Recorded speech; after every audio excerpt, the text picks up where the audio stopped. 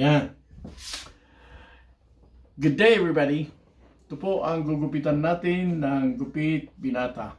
Gamit regular clipper with 1/8 of an inch attachment.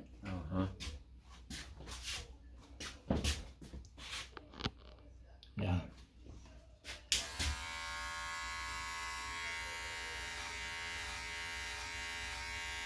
Kala ko nagbaasyon kayo. No, I got me a new job. Yeah. With the state or federal? Wala na sa state, it's contract. Oh, you are self-employed? Or No, what? contract job with, You are working with another contractor. military contractor. Okay, that's good. And, Tama lang yun. I think. it's an easy job. I don't, easy money. Yeah. I just stay. How many of us can do that? Not a whole lot. Huh? Not a whole lot of us here can do those things. Well, Parang consultant ba? Na nakikipag-usap ka lang, binabayaran ka. Sa akin, that is a blessing. yeah. Kasi, kung naman yun legitimate yun. Talagang ganun talaga. Hindi lang yung nagmamartilyo ang kumikita, di ba? Kahit yung sinasabi lang ang mamartilyohin, mababayaran din. Yeah.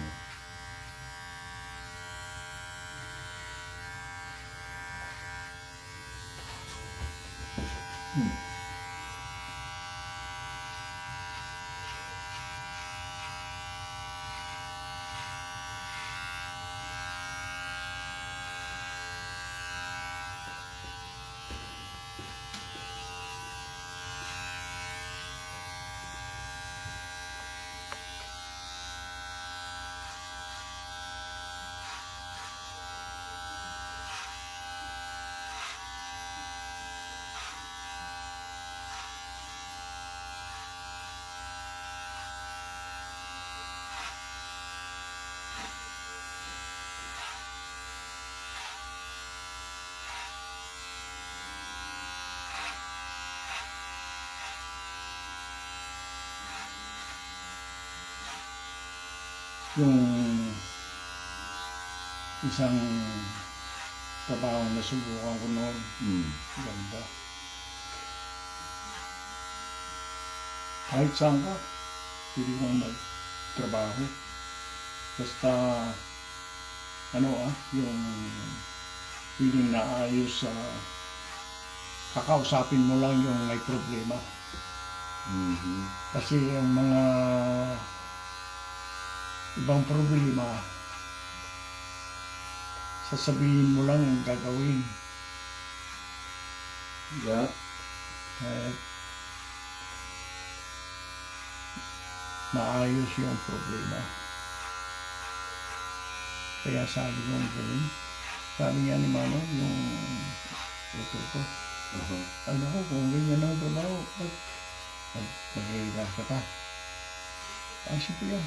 Ay, hindi na sa akin. Sabi niya. Bakit? Hindi naman ito parang hindi trabaho yan Hindi trabaho yan. Kasi yung minsan maganda itong naririnig mo sa ngayon. Pero ang mga ibang tawag, galit yung tumatawag. Oo hindi mo pwedeng ibaba.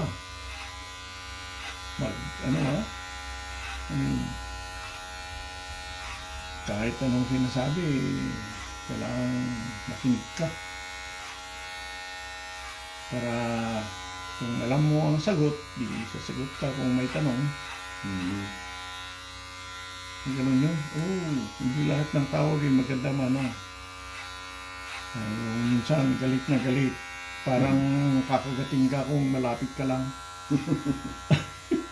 Ano po? Ganun ba yun? Oo, sus ako. Sabi ko, galit na galit sila.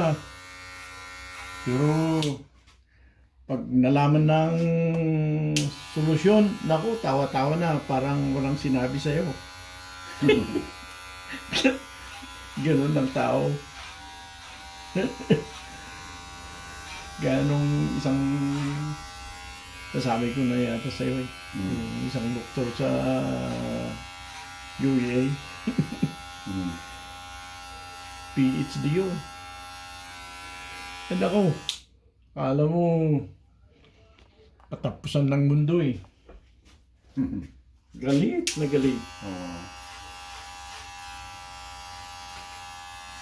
Hindi nakikinig sa usapan. Kaya pagdating ko, oh, tingnan mo yun. Look at that, Doc. Sabi ko. Sabi ng machine eh, please load paper. Mali. Kasi naman, maliit yung... Pero sinasabi ko sa kanya, may small window. Ayun. That the machine is using to communicate to the user. Look at that window. See what he's saying. Nothing. Did you look at it? Yes. And it's not telling you nothing. I mean, oh my goodness. I'm pretty sure it's telling you something. No. Are you gonna come? Challenge sa boy. Are you gonna come or not? If you don't, I'll pick this up and throw it away. Hindi niya kaya yun, kahit apat sila. Malaki. Mabigat. Sabi ko, no, don't hurt yourself. Mapabali ang likod niyan. So, sabi ko, okay. You're next. There you go. There's some other pullers ahead of you, but I'll come to you. You're in emergency situation. Kasi nagkaantay daw yung mga klase niya eh. 10. 10 kopya lang gagawin. Printer. This is a printer. Dalawang pages lang yung kukopyahin eh. So, okay, you're next. Sabi ko. Pagdating ko doon. Look at that. Oh! Go, I mean, I can do it. Sabi ko, no. I'm here to take care of you. But I can do it. No, you said you can't. Kaya pangiti-ngiti na yung mga nakikinig. Yung mga estudyante niya siguro.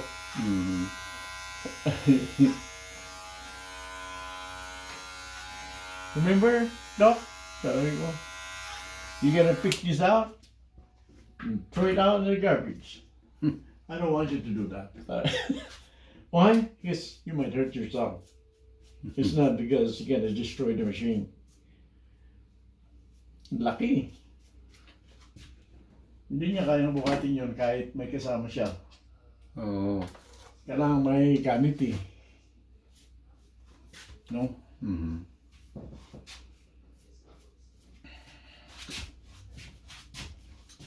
Sus. Hindi niya alam ano ha. Tapos sinabi ko, you have a real paper? Eh, alam niya nasa cabinet, no? Pero nakakandado eh. Sarado. So, di alam namin na hinahawakan nung tawag doon, yung receptionist. Siyang may hawak. Oh, naku! Takbuhan kami!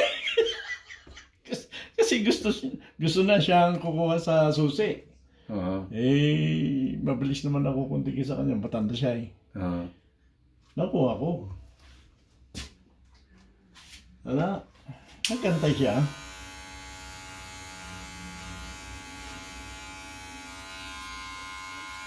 Mali yun.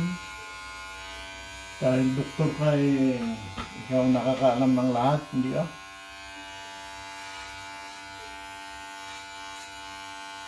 That's true.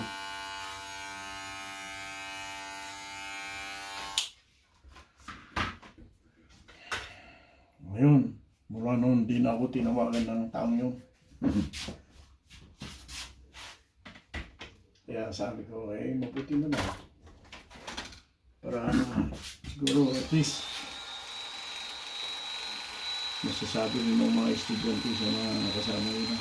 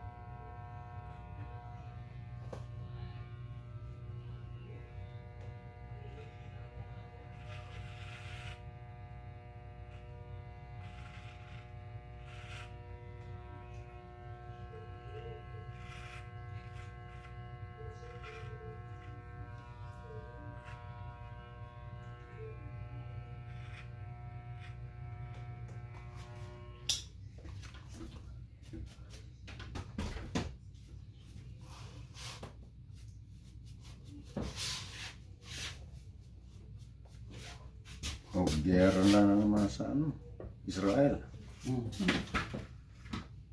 Bumbahan na naman nila ron.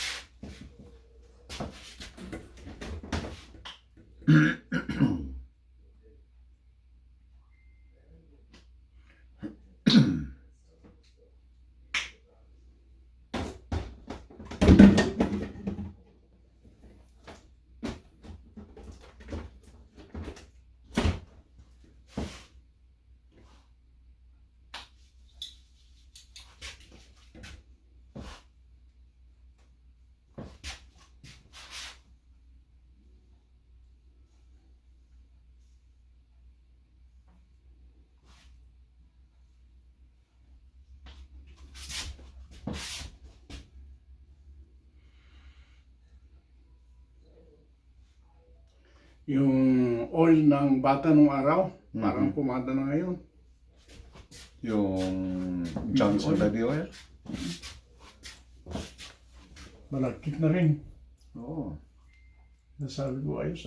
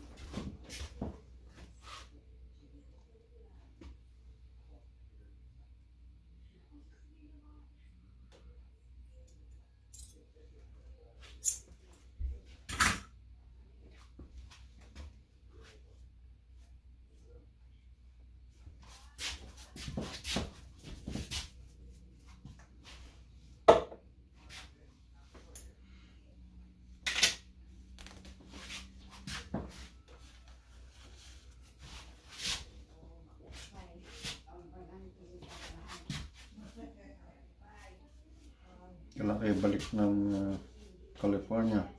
Ha? Kailan kayo babalik sa California? Kung natutuloy yung graduation ng bata sa next year ay West Covina, di ba? West Covina kayo pumupunta o saan ba yun? Kung minsan pupunta kami ng winter, minsan sa spring. West Covina, right? Hindi po. Pero pupunta kami doon. Okay. Sa San Bernardino. San Bernardino, okay. Yeah. Malapit sa Rancho Cucamonga. Yes! Fontana. So, minsan, yun na lang kami pupunta instead na sa Covina. With Fontana. Doon na lang sa Rancho Cucamonga. Cucamonga. Yeah. Oh. Sa Kasi mayroon 210 East. Meron din doon eh. Meron ka rin doon, Hindi, family. ibig kong sabihin, may Filipino grocery store doon. Oh, Yeah. okay. Yep. Pero sa ang property sa Victorville. Oh, Victorville, all the way down there in Victorville. Yeah, malapit sa Barstow. sa libingan ng aeroplano. Yeah. Barstow area. Sa Marine Corps. Airport, George Air Force Base yata yun. Edwards. Hindi, George yata. Mm. Pero ginawang libingan ng mga aeroplano. Okay. Kaya all over the world pala yun.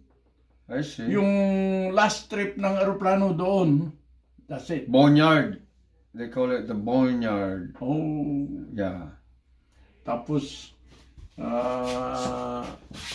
kung gagamitan, tatanggalan ng mga parties, Oo, kinukuha nila yung iba, yung mga pakpak, yung airlock ni-recycle, yeah. Yeah, Yeah, recycle daw. Call it the Recycle daw boneyard. ang party. Boneyard. Yung mga fuselage, yung body nila, or landing gear. So, Malapit sa yun, sa Barstow. yeah, tinitingnan ko Alaska Airlines, wala eh. Oh. Pinalitan yata yung di ba wala na tayong Alaska, Alaska Airlines, yung naunang aeroplano, Wayne Wayne Airlines. Airlines. Wayne. Wala. Binenta uli yun. Kinuha ng Alaska Airlines yata eh. Yeah, Alaska Airlines repainted. Yeah. So, sabi ko, And paano naman ang Revolution also. PAL? Wala yata kaming nakitang PAL. Philippine Airlines. Oh. Sabi ko, asama yung PAL. Ewan ko, kasi malawak naman daw eh. Oh yeah, that's huge. Yes. So, doon lang kami sa isang gilid. O, hindi namin makita lahat. Mhm. Pero yun ang sabi nung sa internet. Ang last flight ng aeroplano doon, hayaan na doon. Yeah. Yan, Okay. to be buried. That's all. Sabi ko, aba, may aeroplano, may For cemetery parts, ng aeroplano pala. Hindi ko alam. Inililibing din pala yan. Meron din sa barko, yung mga Oh, yeah, yung barko. dinidecommission na mga barko sa Sanding. Sacramento River, sa... Doon din ang libingan. Ay, di. No, Oh, this marami. is in Sacramento area. Sa, what you call this? Wow. Vallejo. Yung Yung mga lumang World War II ships. doon living. Yeah, but they're ready for retrofit just in case they need it. Oh. So, inaano lang, they're still usable. For the storage lang. Yeah. Ganon siguro din yung... Same thing with the airplanes. Mhm. Ganon din siguro, no? So, they use some of those for parts. Mhm. Yung mga...